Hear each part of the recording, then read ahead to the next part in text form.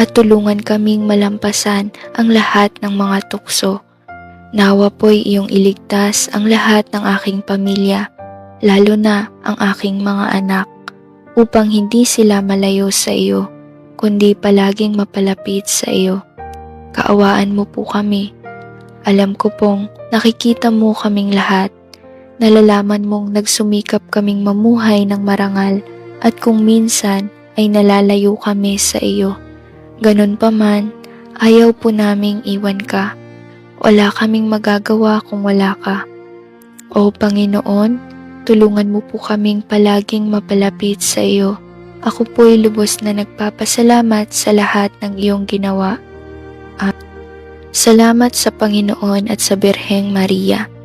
Mahal na Amang nasa langit, naway gabayan mo po kami sa lahat ng aming pang-araw-araw na mga gawain.